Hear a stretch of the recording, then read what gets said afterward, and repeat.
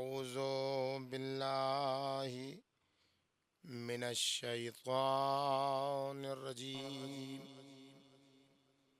بسم الله الرحمن الرحيم. الحمد لله على ما أنعم وله الشكر على ما ألهم والثناء بما قدم من عموم نعم ابتداها وسبوغ آلاء أسداها وتمام منن والاها جمع عن الإحصاء عددها ونا عن الجداء أمدها وتفاوت عن الإدراك أبدها والصلاة والسلام والتحية والإكرام على عبده ورسوله وصفيه وخيرته وأمينه على الوحي الذي انتجبه قبل أن أرسله وسماه قبل أن اجتبله واصطفاه قبل أن ابتعثه سيدنا ونبينا وشفيع ذنوبنا وطبيب نفوسنا وحبيب قلوبنا مولانا أبي القاسم محمد وعلى بنته وبضعته وشجنته والروح التي بين جنبيه التي يقال في السماء النورية السماوية الحانية الراضية المرضية المجتهدة المغتهدة مقهورة حقها مغصوبة إرثها مرضوضة ظلؤها فاطمة الزهراء سلام الله عليها اللهم صل على محمد وعلى بالها وبنيها والسر المستودع فيها لا سيما على بقية الله في الأرضين سلام على آل ياسين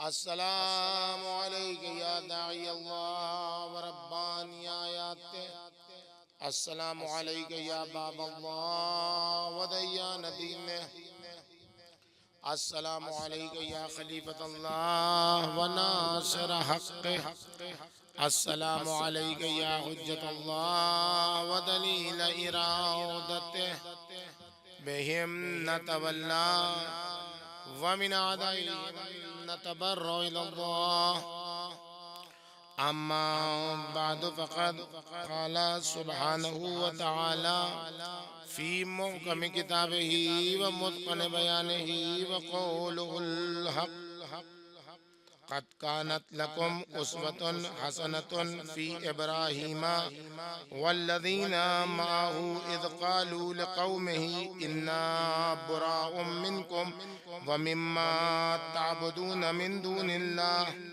كفرنا بكم وبدا بيننا وبينكم العداوة والبغضاء أبدا حتى تؤمنوا بالله وحده صلوات بھیجئے محمد وعلى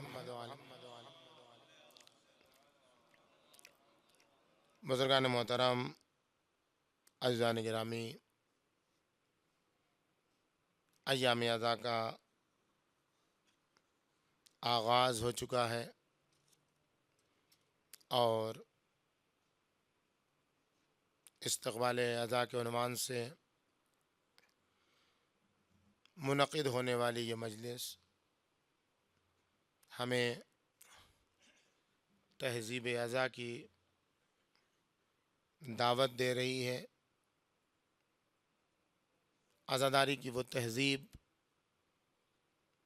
اور عزاداری کا وہ کلچر جو ائمہ معصومین ہم سے چاہتے ہیں، اور جس راستے پر ائمہ معصومین نے عزاداری کو آگے بڑھانے کی دعوت دی ہے، اور اس میں گریہ و زاری کی تہذیب اور ایک عزادار کو کس طریقے سے ایام عزا میں اپنا وقت صرف کرنا چاہیے۔ ایک عزا وہ ہے جو فرش عزا پر عزاداری کی صورت میں دکھائی دیتی ہے کہ انسان جب فرش عزا سے باہر جاتا ہے تو پھر اس کی زندگی کچھ اور ہوتی ہے، اور فرش عزا پر اس کی زندگی کے لمحات کچھ اور ہوتے ہیں۔ یہ ایک عزا کا طریقہ ہے، لیکن یہ وہ طریقہ نہیں ہے جس کو ائمہ معصومین پسند کرتے ہیں۔ ایک عزادار وہ ہے جس کی ہر ادا سے یہ پتہ چلے کہ وہ عزادار ہے، جس کے ہر انداز سے یہ پتہ چلے کہ وہ غمزدہ ہے، جس کے ہر طور طریقے سے پتہ چلے کہ وہ لٹ گیا ہے، جس کی ہر تہذیب اور نشست و برخاست سے پتہ چلے کہ اس کی کائنات اجڑ گئی ہے۔ یہ خوش نصیبی ہے ان لوگوں کی جہاں بھی فرش عزا بچھے اور وہاں فرش عزا پر ذکر ابا عبداللہ الحسین کرنے والے بیٹھے، وہ خوش نصیب ہیں۔ لیکن عش آل محمد، حرم اہل بیت اطہار میں خیمہ ابا عبداللہ الحسین میں بیٹھنے والے اور ذکر ابا عبداللہ الحسین حرم امام حسین میں سننے والے قوم مقدسہ حرم ابا عبداللہ الحسین ہے۔ علماء فاضل تشریف فرما ہے، آپ بخوبی جانتے ہیں کہ چھٹے امام نے کیا فرمایا ہے کہ اللہ کا ایک حرم ہے وہ مکہ ہے، خانہ کعبہ ہے، رسول خدا کا ایک حرم ہے وہ مدینہ ہے، امیر المومنین کا ایک حرم ہے وہ کوفہ ہے، اور ہم اہل بیت کا حرم قم ہے۔ یعنی امام حسن مجتبیٰ سے لے کر امام زمانہ تک کا حرم قم مقدسہ ہے۔ یہ مجلس عزا حرم حسین ابن علی میں منعقد ہو رہی ہے، اور حرم آپ جانتے ہیں کہ حرم کا تقدس کیا ہے۔ حرم میں ہر کس و ناقص نہیں آتا ہے، حرم میں کسی غیر کو آنے کی اجازت نہیں ہوتی ہے، حرم میں کوئی محرم راز ہوتا ہے وہی آتا ہے۔ حرم میں انہی لوگوں کو دعوت دی جاتی ہے جو حرم میں آنے کی اہلیت رکھتے ہیں۔ اب وہ حرم جو مرقد حضرت ستی حضرت فاطمہ معصومہ کی قبر اطہر سے جس میں اور 4 چاند لگ چکا ہو، صاحب عزا کی بارگاہ میں خیمہ ابا عبداللہ الحسین میں جو عزاداری ہو رہی ہے، تمام جگہوں پر تہذیب عزا کی رعایت ضروری ہے، لیکن یہاں بدرجہ اولا وہ تہذیب عزا کون بتائے گا؟ کوئی نہیں بتائے گا تہذیب عزا، اور جو بتائے گا وہ غلط بتائے گا۔ وہی بتا سکتے ہیں کہ جو صاحب عزا ہیں، اور انہوں نے بتایا کہ جب فلک پر محرم کا چاند نمودار ہوتا تھا، امام علی ابن موسیٰ الرضا جب فلک پر محرم کا چاند نمودار ہوتا تھا تو میرے بابا کے چہرے پر کوئی ہنسی نہیں دیکھتا تھا۔ اس کا مطلب یہ ہوا کہ تہذیب ادا یہ ہے کہ آج سے ہنسی پر کنٹرول ہو جائے، کوئی ایسی گفتگو نہ ہو کہ جس میں ہنسی کا شائبہ ایجاد ہو، کہ ہنسنے کا موقع پیدا ہو، نہیں۔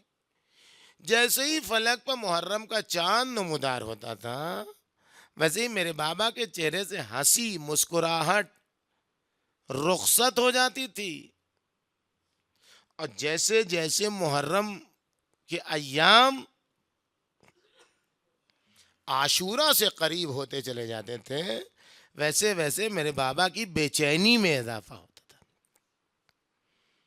اور میرے بابا کی بے چینی میں اضافہ ہوتے ہوتے عاشور کے دن تو میرے بابا کی کیفیت ہی تبدیل ہو جاتی تھی۔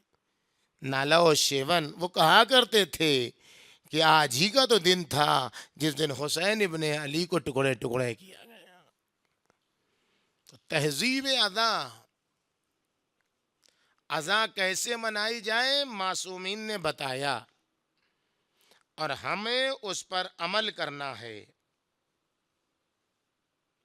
اور اس طریقے سے عمل کرنا ہے کہ ہمارے شب و روز حسینی ہو جائیں، ہمارے اٹھنے کا انداز، ہمارے بیٹھنے کا انداز، ہمارے چلنے کا انداز، ہمارے کھانے کا انداز، ہمارے پینے کا انداز، ہمارے پہننے کا انداز، ہمارے لباس کا انداز، ہمارے بولنے کا انداز، تمام اندازوں سے ہمیں پتہ چلے، دنیا کو پتہ چلے کہ ہم عزادار ہیں، ہمارا وجود عزادار ہے، ایسے عزادار ہیں کہ جس کی بنیاد پر دنیا یتیم ہو گئی ہے۔ اس لیے کہ حسین فقط علی اکبر کے باپ نہیں تھے، حسین فقط علی اصغر کے باپ نہیں تھے، حسین ابا عبداللہ ہے۔ جو بھی خدا کا بندہ ہے حسین اس کے باپ ہیں۔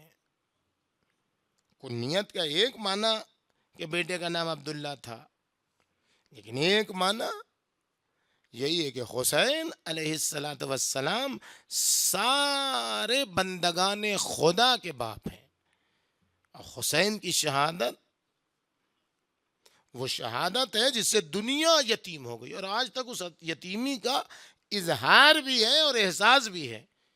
یہ الگ سی بات ہے کہ وہ بچہ جسے شعور نہیں ہوتا ہے اس کا باپ مر جاتا ہے وہ مسکراتا ہے، وہ ایک الگ مسئلہ ہے، لیکن جس بچے کو شعور ہوتا ہے کہ اس سے کون سی دولت چھنی ہے اور وہ ہمیشہ کے لیے کیسے محروم ہو گیا ہے، اس کی تڑپ بتاتی ہے کہ وہ یتیم ہو گیا۔ لہذا ریان ابن شبیب جب آتے ہیں امام رضا علیہ السلام کے پاس، ایک صلوات بھیجیے محمد وآل محمد۔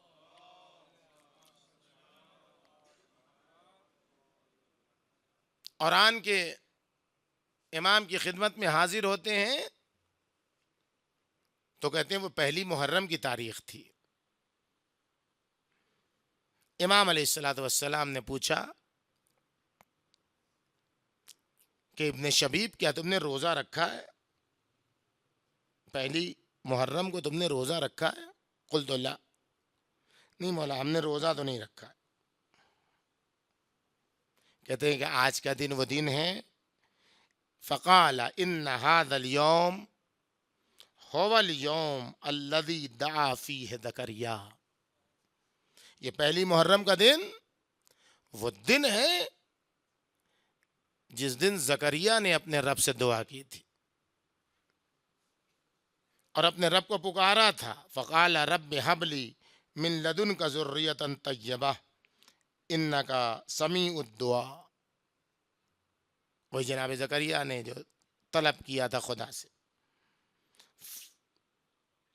اور پھر خداوند عالم نے ان کی دعا کو قبول کیا۔ فمن صام هذا اليوم، جو پہلی محرم الحرام کو روزہ رکھے، ثم دعا اللہ عز وجل، اور خداوند عالم سے دعا کرے استجاب اللہ لہو کما استجاب اللہ لزکریا، جس طریقے سے زکریا کی دعا کو اللہ نے قبول کیا تھا اسی طریقے سے اللہ اس روزے دار کی بھی دعا کو قبول کرے گا۔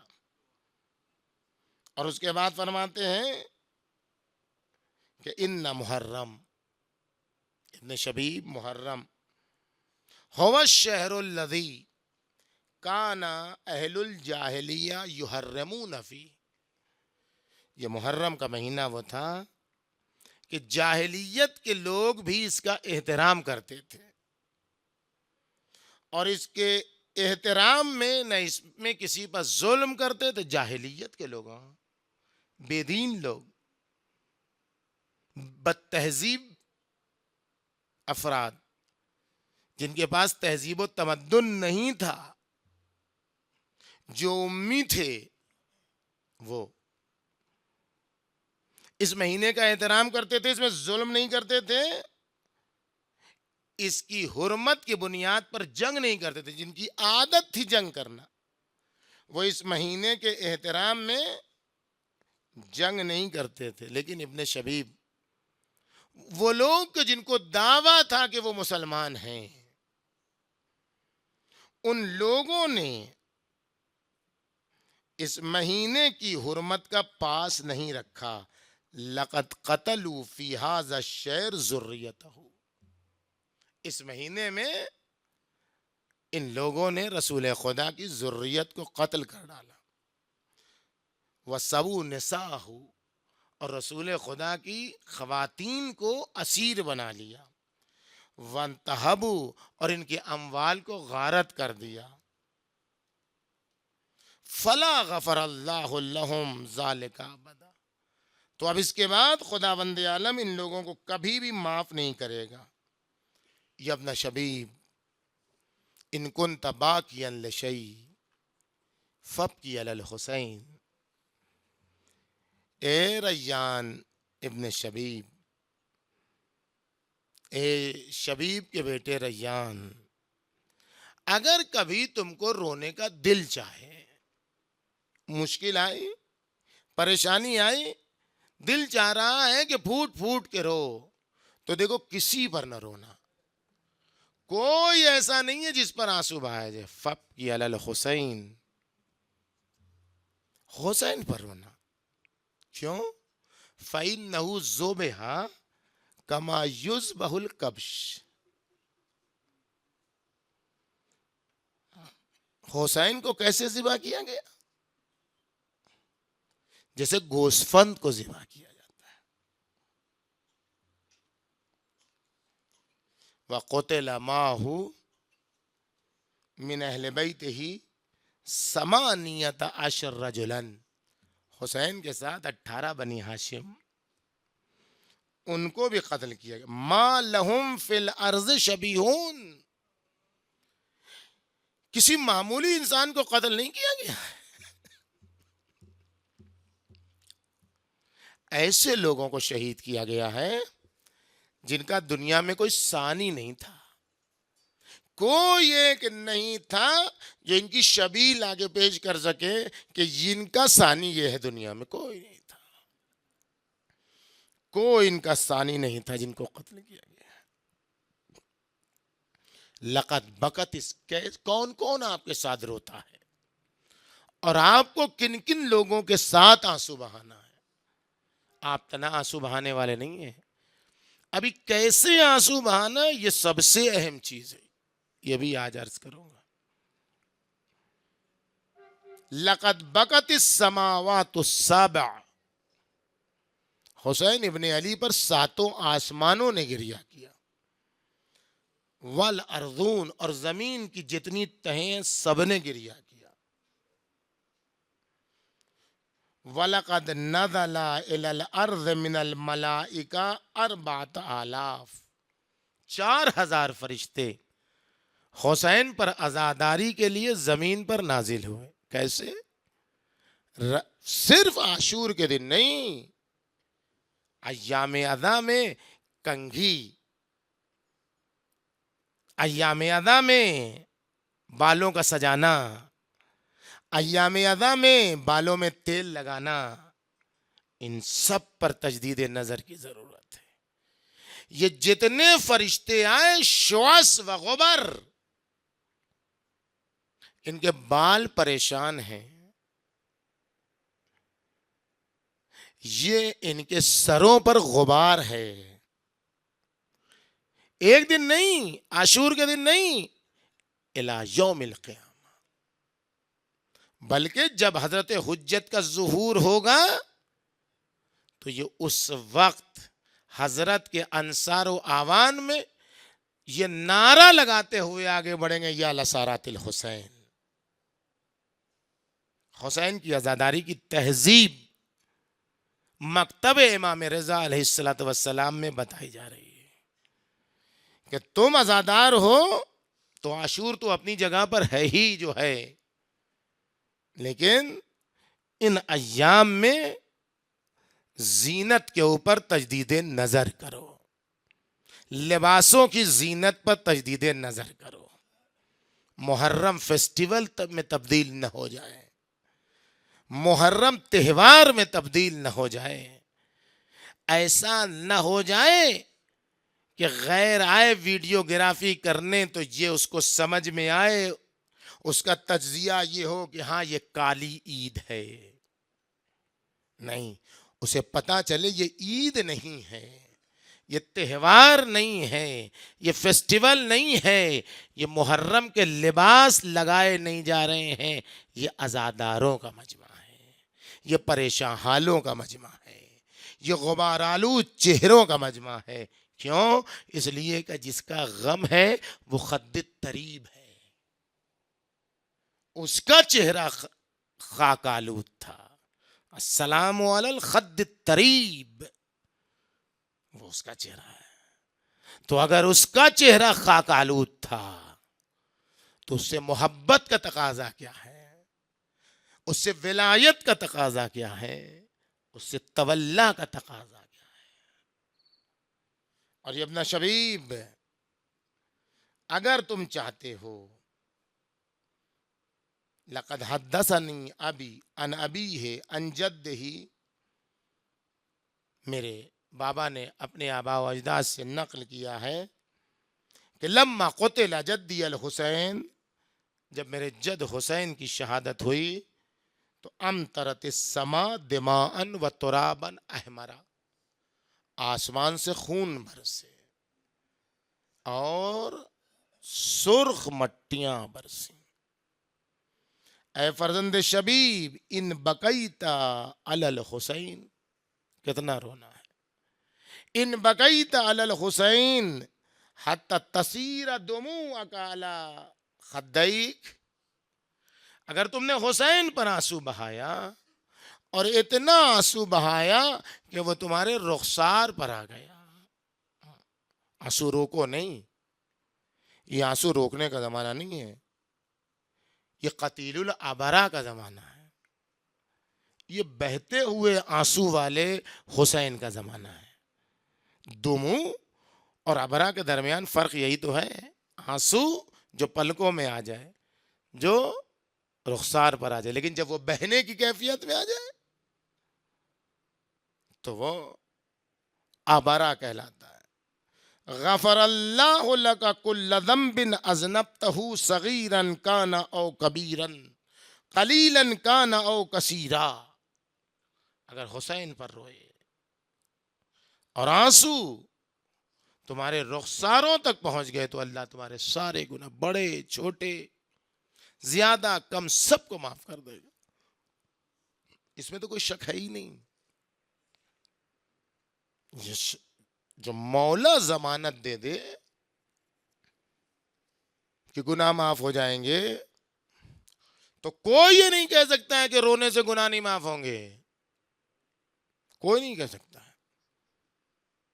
یقیناً جو فرش عزا سے اٹھ کے جاتا ہے وہ ایسے جاتا ہے جیسے ابھی بچہ ماں کے پیٹ سے باہر نکلا ہے، کوئی شک نہیں، اس میں شک نہیں کیا جا سکتا ہے. لیکن کمانا کمال نہیں ہے، کمائی ہوئی دولت کو بچانا کمال ہے. یہاں سے جب باہر یہ دولت لے کے نکلے ہو کہ تمہارے وجود پر کسی گناہ کا دبا باقی نہیں ہے، حسین ابن علی پر آنسو بہانے کے نتیجے سے، تو اب نیا گناہ ایجاد نہ ہو۔ اسی لیے تو مولا نے فرمایا نا، جب مولا سے کسی نے دعا کی کہ مولا دعا کیجئے، اسی لیے کوئی بھی آپ سے یہ کہتا ہے رو رلاؤ رونے والے جنت واجب ہے اور یہ ان سارے فضائل کو بیان کرتا ہے، تو یہ تو بہت عظیم چیز ہے، یہ تو فہمیدہ شدہ انڈرسٹوڈ ہے، یہ تو، اور وہ تو بہت بڑی چیز ہے، یہ رونا اور فرش ادا پر آنا۔ کسی کے دل میں محبت ہے، ولایت ہے، تو وہ جنتی ہے۔ شخص آن کے کہتا ہے مولا دعا کیجیے اللہ مجھے جنت عطا کر دے، تو امام نے پوچھا کیا تم جنت میں نہیں ہو؟ آپ تصور دیکھیں، ہم تصور کرتے ہیں مرنے کے بعد جنت میں جائیں گے، مولا تصور کو تبدیل کر رہے ہیں، کیا تم جنت میں نہیں ہو؟ کہتے ہیں مولا ابھی کہاں جنت میں، ابھی تو مریں گے تب۔ کہا یہ بتاؤ ہم سے محبت کرتے ہو کہ نہیں کرتے ہو؟ کہا مولا یہی تو ہماری زندگی کا سرمایہ ہے۔ کہا تو پس اسی وقت جنت میں ہو، اور یہ سب سے بڑا کمال ہے، آپ یہ سمجھ لیجیے مولا اس کو بہلا نہیں رہے تھے، اس کی تسکین کا سامان فراہم نہیں کر رہے تھے کہ یہ مان لے گی ہے جنت میں، نہیں نہیں نہیں نہیں، مولا کے یہاں بہلاوا نہیں ہے، حقیقت ہے، اس لیے کہ جنت کی جو آخری حد ہے وہ جنت حب ہے۔ جیسے توحید کی آخری حد توحید فی المحبہ ہے، اس سے بڑھ کے توحید کا کوئی درجہ ہی نہیں ہے کہ محبت صرف اللہ کی، یہی سب سے بڑی توحید ہے اور یہی حقیقی توحید ہے، اور یہی توحید کا آخری درجہ ہے، جس کی آخری درجے پر حسین ابن علی فائز تھے۔ ترکت الخلق ترا فی ہواک وایتمت اطفالی لکی اراک، ساری دنیا کو چھوڑ دیا تیری محبت میں اور اپنے بچوں کی یتیمی برداشت کی تاکہ تیرا دیدار ہو سکے۔ یہ ہے حسین ابن علی، یہ حسین ابن علی۔ تو توحید کی آخری حد توحید فی المحبہ، اور جنت کی آخری حد، آخری درجہ جنت کا جنت الحب۔ تو امام نے غلط نہیں کہا کہ تم جنت میں ہو، امام نے بہلاوا نہیں دیا کہ تم جنت میں ہو، کہا ہم سے محبت کرتے ہو بس ابھی ہو جنت میں، بیٹھے ہو جنت میں، بس خدا خدا کرو کہ کہیں تمہاری بدعمالی کے نتیجے میں تم کو جنت سے دھکا دے کے باہر نہ نکال دیا جائے۔ پر یہ بتانا کمال نہیں ہے کہ تم کو رونے پر جنت مل گئی، یہ تو کہا ہی مولا نے، یہ آپ کیا بتائیں گے، ہم کیا بتائیں گے، ہم شما کی کیا اوقات ہے کہ وہ بتائیں گا، یہ تو مولا ہی نے بتا دیا۔ بھئی یہ نہ بتاؤ کہ جنت مل گئی، یہ بتاؤ کہ حاصل کی ہوئی جنت کو مرنے دم تک کیسے بچاؤ گے۔ کمال یہ ہے کہ جو جنت ملی ہے اسے بچا لے جاؤ، کہیں ایسا نہ ہو دھکا دے کے باہر نکال دیا جائے۔ ایک صلوات بھیجیے بر محمد و آل محمد۔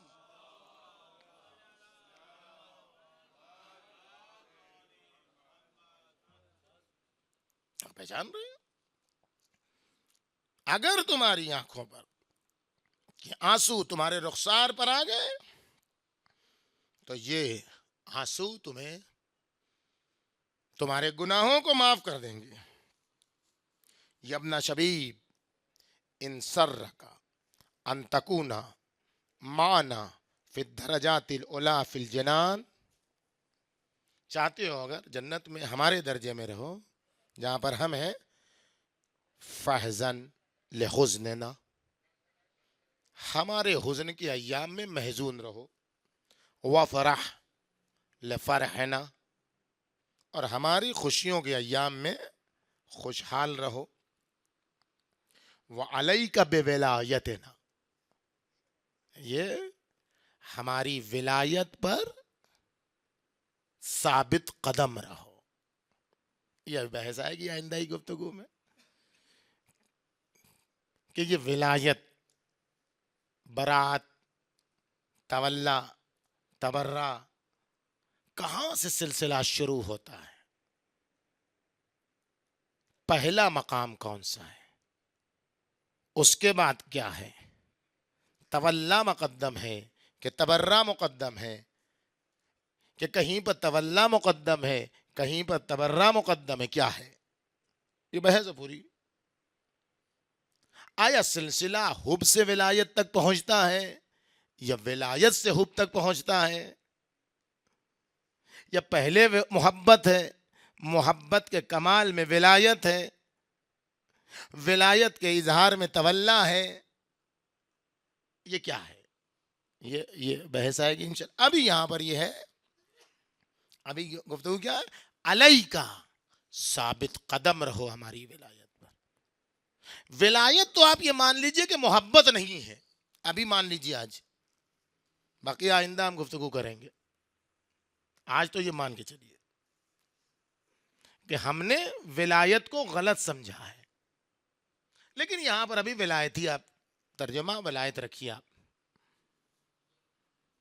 اگر تم ہمارے ساتھ رہنا چاہتے ہو وَعَلَيْكَ بِوِلَایَتِنَا فَلَوْ أَنَّا رَجُلًا أَحَبَّ حَجَرًا، کہ ولایت سے امام محبت پر آ گئے، تمہارے اوپر ہماری ولایت لازمی ہے۔ اب امام ولایت سے محبت پہ چلے گئے۔ اب دیکھیں، شروع میں کہا ولایت پہ باقی رہو، اور اس کے بعد امام بات کر رہے ہیں محبت کی۔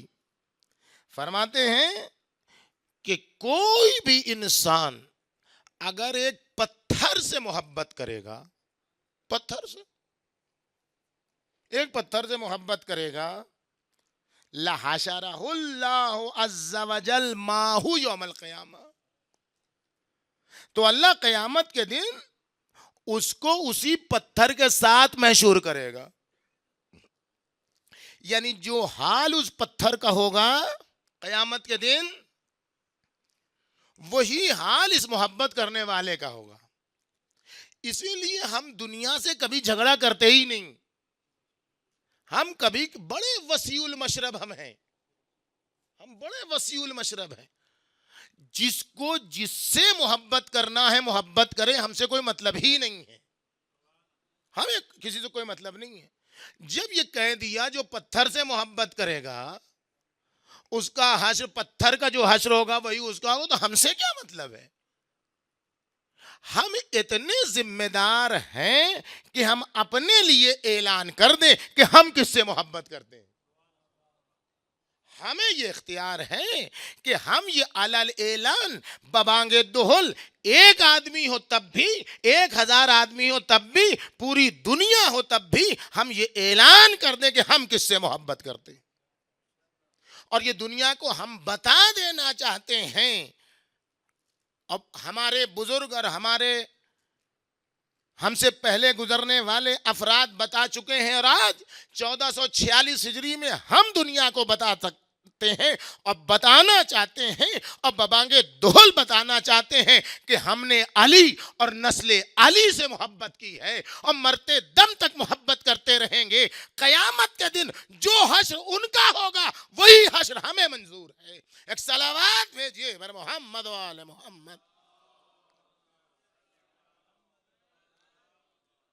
ایک مسلمان ہونے کی بنیاد پر ہمیں دوسرے مسلمان کو مشورہ دینے کا حق ضرور ہے۔ شاورہم فی الامر، امرہم شورا بینہم، کہ قانون کے مطابق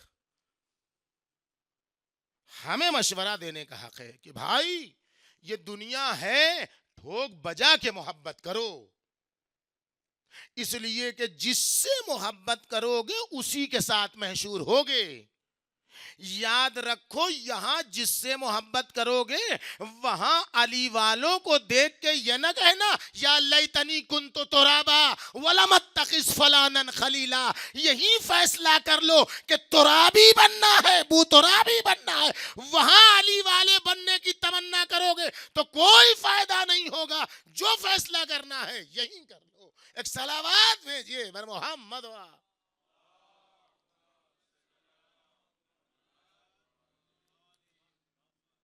جو بھی کسی پتھر سے محبت کرے گا اس کا حشر اور اس کا انجام وہی ہوگا جو اس پتھر کا انجام ہوگا. اور اس کے بعد یبن شبیب، آپ دیکھیں، ان یوم الحسین اقرح جفوننا واسبل دموعنا واذل عذیدنا. اے شبیب کے فرزند، آپ سوچیں، انسان کے پورے جسم میں نازک ترین اعضاء کو آپ دیکھیں. نازک ترین اعضاء میں انسان کے ایک آنکھ ہے، اور آنکھ میں نازک ترین چیز کا نام پلک ہے، جس کو آپ پلک کہتے ہیں. چھوٹے چھوٹے بال ہیں جس کے. ان یوم الحسین اقرح جفوننا، حسین کی کربلا کے دن نے ہماری پلکوں کو زخمی کر دیا. یہ سمجھنے کی بات ہے. یوم حسین کو پہچاننے کی ضرورت ہے. یوم حسین کو کون پہچانے گا؟ یوم حسین کو ابوذر نے تھوڑا سا پہچانا. ہم کیسے روئیں؟ 10 قسم ہے رونے کی، اور ہر قسم کے آنسو کو مولا نے خریدا ہے. اب یہ وقت نہیں ہے، کسی دن وقت رہا تو عرض کریں. تأثر کی 10 قسمیں ہیں، جس کی آخری درجے پہ امام زمانہ فائز ہے. سب سے پہلی صفت تأثر کی نفس المحموم، غمزدہ کی آہ. یہاں سے سلسلہ شروع ہوتا ہے. نفس المحموم تسبیح ہے، یہاں سے سلسلہ شروع ہوتا ہے. اور آخری درجے تک جو ابوذر کا درجہ ہے آنسو میں، وہ یہ ہے کہ اگر تمہیں معلوم ہو جائے کہ یوم حسین کیا ہے تو تمہاری روح تمہارے بدن میں قرار نہیں پائے گی، حلق میں تمہاری آواز گھٹ جائے گی اور تمہارا دم نکل جائے گا. یہ ہے ابوذر کی حد تک کی معرفت یوم حسین کی. اور وہ امام حسن کے درجے کی معرفت ہے کہ لا یوم کا یوم کا یا ابا عبداللہ. یہ حسین ابن علی کے مراد رضا نہیں کہہ رہے یہ جملہ، کوئی فقیہ نہیں کہہ رہا یہ جملہ، کوئی عارف نہیں کہہ رہا یہ جملہ. وہ کہ جس کی نگاہوں کے سامنے آدم کا دن ہے اور ان کی توبہ کا دن ہے، وہ کہ جس کی نگاہوں کے سامنے نوح کی 950 سال کی خدمتوں کے ایام ہیں، وہ کہ جس کی نگاہوں کے سامنے کشتی نوح کا تلاطم ہے، وہ کہ جس کی نگاہوں کے سامنے نار نمرودی میں ابراہیم کے جانے کا دن ہے، وہ کہ جس کی نگاہوں کے سامنے اپنے فرزند کے اوپر چھری چلانے کا دن ہے کہ جو ذبح عظیم کربلا میں تبدیل ہوا، جس کی نگاہوں کے سامنے یعقوب کی سفید آنکھوں کا دن ہے وَبْيَضَّتْ عَيْنَاهُ مِنَ الْحُزْنِ، جس کی آنکھوں کے سامنے، جس کی نگاہوں کے سامنے یوسف کے قید و بند اور کوڑے کھانے کے ایام ہیں، جس کی نگاہوں کے سامنے جناب موسیٰ کے زمانے میں 70,000 بچوں کے قتل ہونے کے ایام ہیں، جناب موسیٰ کی مصیبتوں اور صعوبتوں کا زمانہ ہے، دریائے نیل سے پار ہو کر راستہ بنانے کا زمانہ ہے، جس کی آنکھوں کے سامنے عیسیٰ کی مصیبتوں کا زمانہ ہے، جس کی آنکھوں کے سامنے مصطفیٰ کی وہ آواز ہے کہ ما اوذی نبی قط کما اذیت، جتنی اذیت مجھ پیغمبر کو دی گئی ہے کسی کو اذیت نہیں دی گئی ہے، جس کی آنکھوں کے سامنے سیدہ مرضیہ کی ٹوٹی ہوئی پسلیوں کا زمانہ ہے، امیر المومنین کے شگافتہ سر کا زمانہ ہے، حسن مجتبیٰ کی ران پر ضربت لگنے کا زمانہ ہے، زہر کی شدت کا زمانہ ہے، اور کربلا کے بعد سے لے کر آج تک کے ایام جس کی نگاہوں کے سامنے تھے، جس کے لیے نہ کوئی ماضی ہے نہ کوئی مستقبل ہے، ہر وقت جس کے لیے حال ہے، وہ امام کہہ رہا ہے لا یوم کا یوم کا یا ابا عبداللہ، اے حسین تمہاری کربلا جیسا دن کوئی دن نہیں ہے، اور یہ دن ایسا دن ہے جس نے ہماری پلکوں کو زخمی کر دیا ہے۔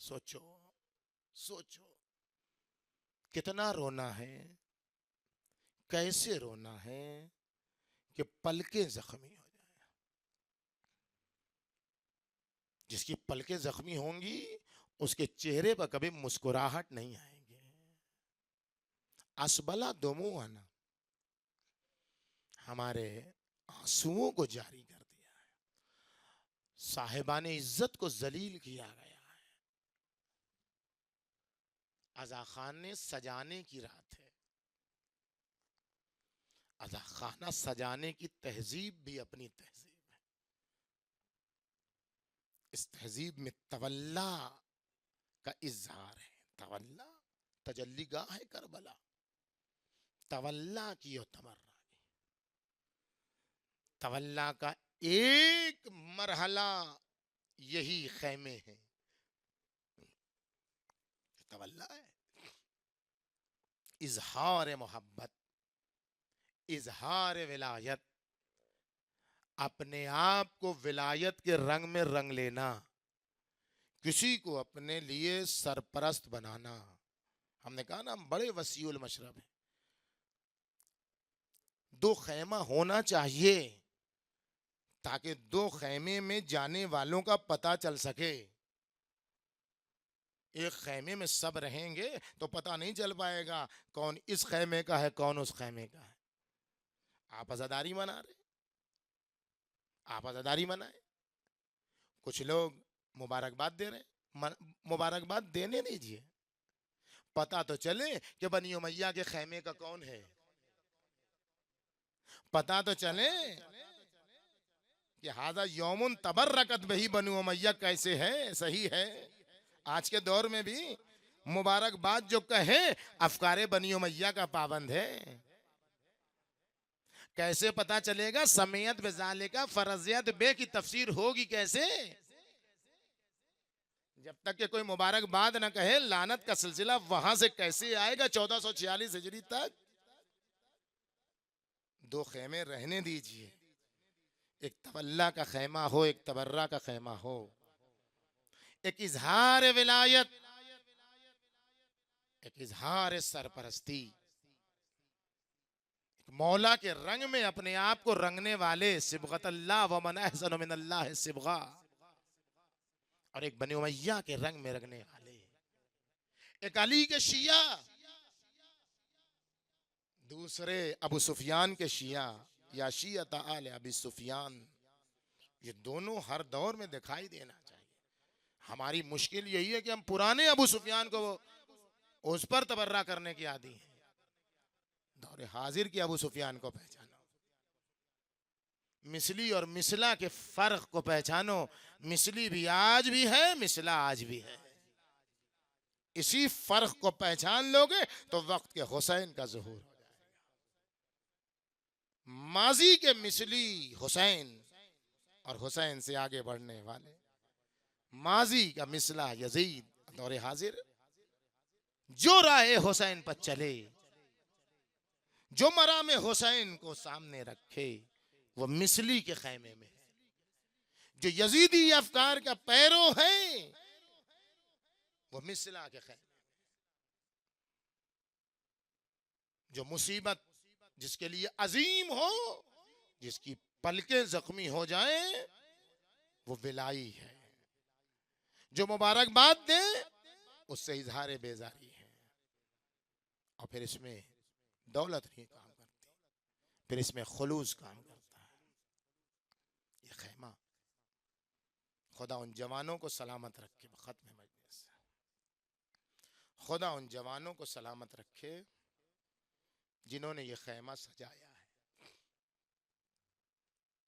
اور خدا ان عزاداروں کو سلامت رکھے جو اس خیمے میں بیٹھے ہوئے ہیں۔ یہ خیمہ ہے جہاں سیدہ بیٹھی، اب اس سے بڑی اور خیمہ سجانے کی نعمت اور کیا ملے گی؟ تم نے جن کے لیے سجایا وہ آ گئے، اب وہ آئے نہیں، تمہارے بہتے ہوئے آنسوؤں کو لے کے جا رہی ہے بی بی۔ یہ سوچ کے رو کہ تمہارے آنسو نہیں ہیں،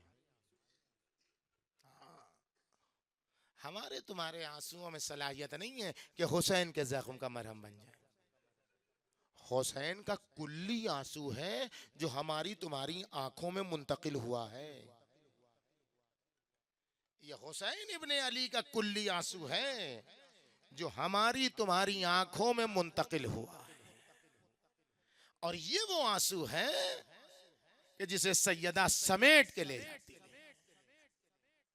اور اسے قلب حسین کا مرہم بناتی ہے۔ اسی لیے حسین قتیل الابرا ہیں۔ آپ دیکھیں گے ہر ایک کی آنکھوں سے آنسو نہیں آتا ہے، حسین قتیل الابرا ہے، اور امیر المومنین جب پکارتے ہیں تو کیا کہتے ہیں؟ السلام علیکہ یا ابرۃ المومنین، اے مومنین کی آنکھوں کے بہتے ہوئے آنسو تجھ پر سلام۔ یہ کون سا آنسو ہے؟ یہ وہی حسین کا کلی آنسو ہے جس کو زیارت جامعہ میں کہا گیا، جس سے بہت سارے لوگ گمراہ ہو گئے، سمجھ نہیں پائے۔ ارواحکم فی الارواح اجسادکم فی الاجساد، اس کو لوگ سمجھ نہیں پائے۔ اگر یہ سمجھ میں آ جائے السلام علیکہ یا ابرۃ المومنین، تو وہ بھی کلی طور پر سمجھ میں آ جائے۔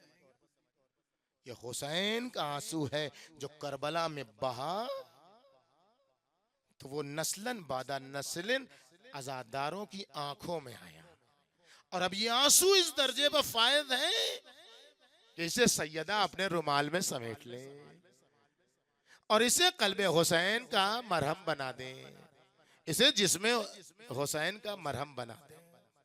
کتنا رونا ہے۔ عالم دین نے خواب دیکھا، آپ جانتے ہیں، دیکھا حسین زخموں سے چور ہیں، مجلس اذاں برپا کی، کتنا رونا ہے، کتنا رونا ہے، آپ کو اتنا رونا ہے کہ حسین کے قلب کا زخم مندمل ہو جائے۔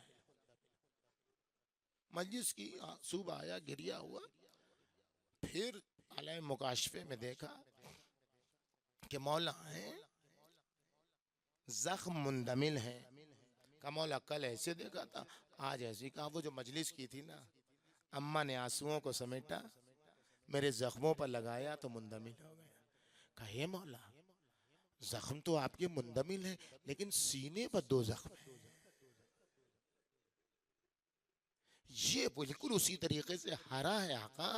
کہا یہ اتنا جلدی نہیں سوکھے گا، یہ عباس کی مصیبت کا غم ہے، یہ علی اکبر کی شہادت کا زخم ہے، یہ اتنی آسانی سے مندمل ہونے والا نہیں ہے۔ خیمہ سجانے والا، اس کو احتشام سے سجانے والا، اور ایک عورت کو دیکھو جو خیمہ سجاتی ہے، عزاخانہ سجاتی ہے،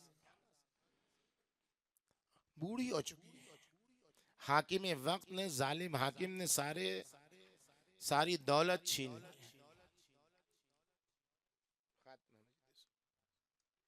ساری دولت چھین لی حاکم نے، اکیلی ہے، بیٹی بھی نہیں،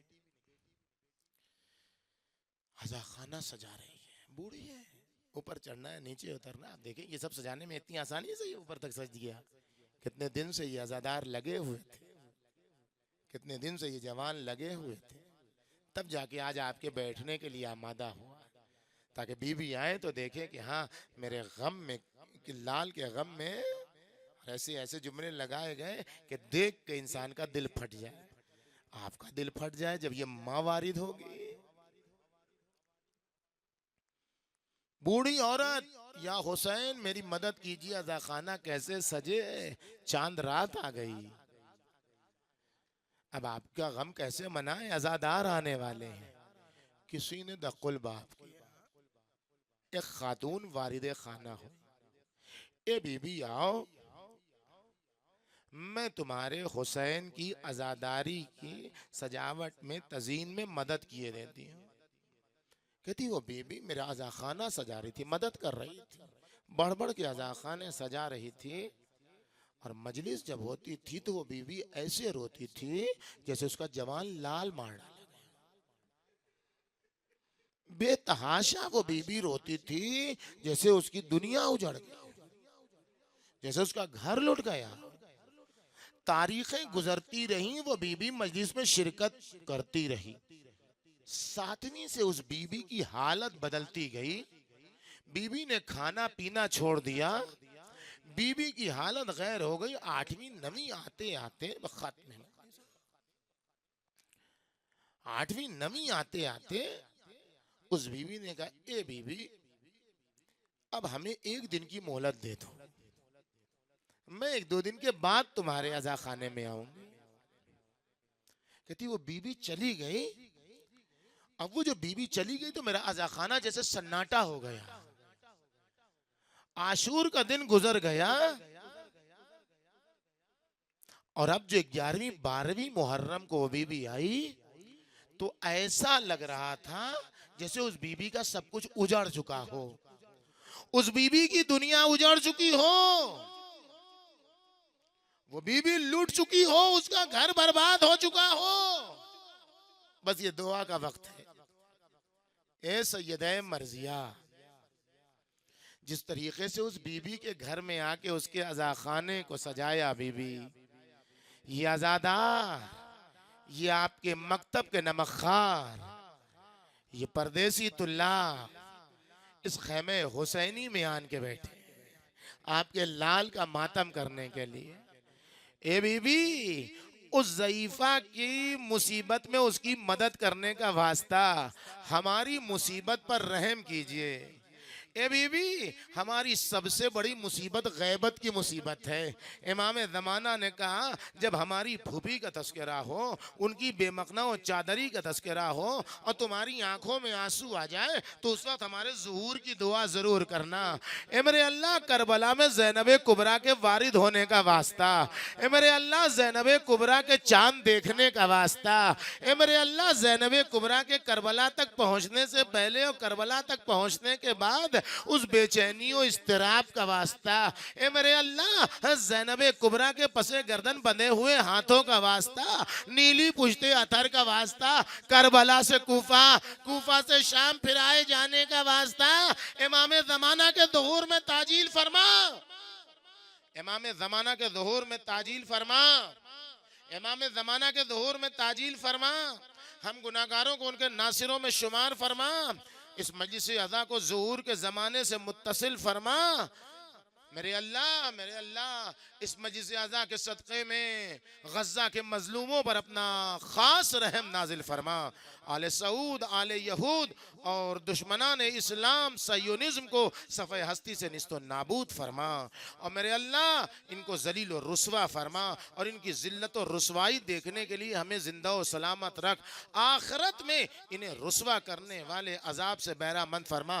وہ عورت کہتی ہے, وہ ضعیفہ کہتی ہے کہ وہ بی بی آئی, ایسا لگ رہا تھا جیسے کہ اس کا گھر اجڑ چکا ہو, جیسے اس کی دنیا ویران ہو چکی ہو, جیسے اس کا سب کچھ برباد ہو چکا ہو. میں ایک بار عزا خانہ سجا تھا, ایک میں نے مجلس ہوئی, مجلس میں اس بی بی نے گریہ وزاری کیا, روئی بی بی, چیخ کے روئی. جب مجلس ختم ہو گئی تو میں نے ایک سینی سجائی, اس سینی میں کچھ تبرکات رکھے, اور تبرکات رکھنے کے بعد اس بی بی کی خدمت میں حاضر ہوئی. کہا بی بی, ہمارے یہاں کی تہذیب یہ ہے کہ جو حسین کی عزاداری کی خدمت کرتا ہے, جو حسین کی عزاداری میں ہماری مدد کرتا ہے, ہم اس کو کچھ صلے کے طور پر دیتے ہیں, ہم اس کو کچھ ہدیہ دیتے ہیں، اے بی بی میں غریب ہوں، اے بی بی میں ناتواں ہوں، میرے